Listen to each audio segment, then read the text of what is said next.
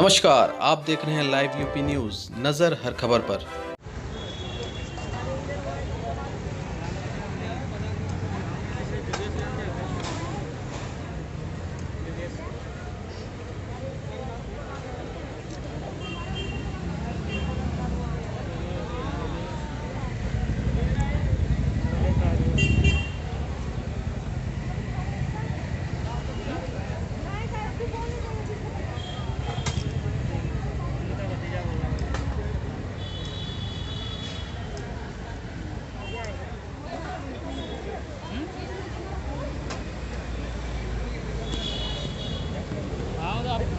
चलेगा या आगे मनीषा को इंसाफ भी मिलेगा? ये ऐसे हमारी पहली जो मुहिम की शुरुआत की आज प्रवीण भाई ने, उसमें बंटी जी ने उनका साथ दिया, सचिन मिश्रा जी ने साथ दिया है। ये हमारी मुहिम की पहली शुरुआत है। ये हाथरस में जो हुआ ना, इसके बारे में सोचना मतलब बात करना तो छोड़िए, सोचना भी बहुत मुश्किल होता है कि ऐसी दरिद्रता को कैसे दिखा सकता है। जो दरिंदगी का जो इन्होंने माहौल जो व्यक्त किया है, और उसके ऊपर सबसे बड़ी दुखद बात यह है कि वहाँ पे सरकार उनका कोई संज्ञान नहीं लेती है। लड़की की जब लाश जलाई जाती है तो उनके परिवार से नहीं पूछा जाता है। जब पब्लिक का और जनता का प्रेशर होता है तब जाकर उस बच्ची का केस रजिस्टर होता है। उसी में वहीं के सरकार के एक एमएलए हैं, बलिया के हैं शायद, और कहीं के एक नेता हैं, वो बोलते हैं कि हमारे जो जवान हैं, जवान लड़कों का खून गर्म होता है इसलिए होता है। एक मूर्ख व्यक्ति मतलब बीजेपी के लीडर हैं, वो बोलते हैं कि हमारे जो लड़कियाँ हैं वो खेत पर जाती ही क्यों हैं। अब उस मूर्ख को कौन समझाए कि जिनके घर में जब दाल चावल नहीं है तो लेने के लिए उनको खुद को काम करना पड़ता है ना। ये तो घर में एसी में बैठे हैं, इनके घर में नौकर सारा ला के दे रहे हैं, पैसा इनको करप्शन से सारा घर में आ रहा है। उन बच्चियों के परिवार में नहीं आ रहा, तभी बच्ची घर में खेत में काम करने जा रही है, नहीं तो क्यों जाएगी। किसी को शौक थोड़ी होता कि ज़बरदस्ती धूप में अपने आप को जलाए। इसमें भैया हम सब यही कहना चाहते हैं कि पब्लिक अब जाग चुकी है और पब्लिक समझ गई है कि उसको खुद के लिए खुद लड़ना पड़ेगा। किसी के लिए कोई नेता परेता आने वाला नहीं है।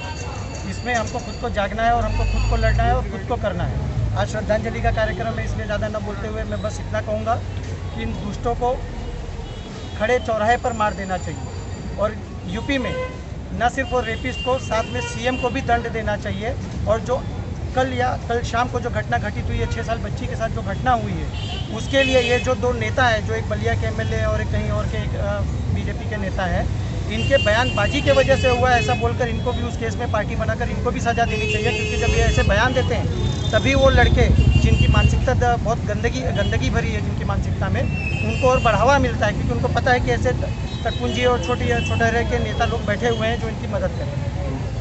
अरुण भैया, ऐसे जो वारदात है और भी महाराष्ट्र में भी कहीं कहीं घट रही है। हाँ। तो क्या सिर्फ हाथरस की बेटी ही बेटी है, बाकी यहाँ की बेटियाँ बेटी नहीं है? देखिए, बेटी सब जगह की बेटी है। हम उस हिंदुस्तान से आते हैं जहाँ पर औरत को पूजा जाता है। आप अपने पुरानियों में सुनते होंगे दादी माँ के नुस्खे, दादी माँ के ये, दादी माँ के वो। हमारे यहाँ पर औरत प्रधान घर चलता था। घर चलाने का काम सिर्फ औरत करती थी, मतलब आदमी सिर्फ बाहर का काम करता था।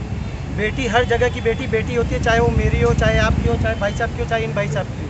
महाराष्ट्र में जहाँ भी केस हुआ है वहाँ पर भी कार्रवाई हो रही है। बारे में अभी हाल ही में एक घटना भी सुनाई दी है। हाँ जी, लेकिन पुलिस ने उसका तुरंत संज्ञान लिया है, उसका केस तुरंत रजिस्टर हुआ है सर।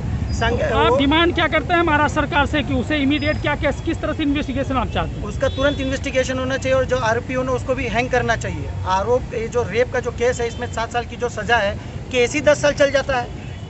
जब केस ही 10 साल चलता है तो आदमी तो निश्चिंत हो जाता है ना, तब तक तो सबूत सब।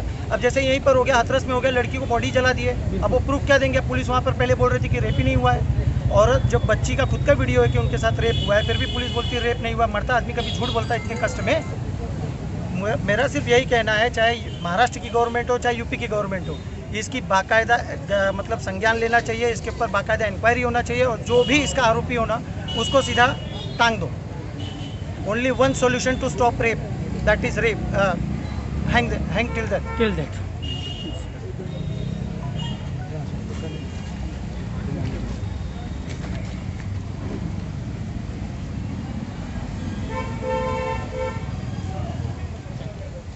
संदीप सर, आप इस समय आज आए हैं जो ये भावपूर्ण श्रद्धांजलि का जो आयोजन किया गया है युवा और छात्र पंचायत की तरफ से, एक तरह का रोष है पूरे महाराष्ट्र में, पूरे देश में, हर एक कोने से श्रद्धांजलि सभाएं या पुतले फूके जा रहे हैं आरोपियों के या सरकार के। तो इस विषय पे आप क्या कहेंगे? सबसे पहले मैं महाराष्ट्र नवनिर्माण सेना की तरफ से इसका निषेध करता हूँ। और हाथरस में जो हुआ बहुत ही गलत हुआ। आज जैसा अरुण जी ने कहा है कि बोले कोई नेता ने कुछ गलत बयान दिए। जी। मैं नेता को समझाना चाहता हूँ आपके माध्यम से कि जरा होश में आ जाओ, खुद की लड़की के ऊपर ऐसा होता तो क्या होता था।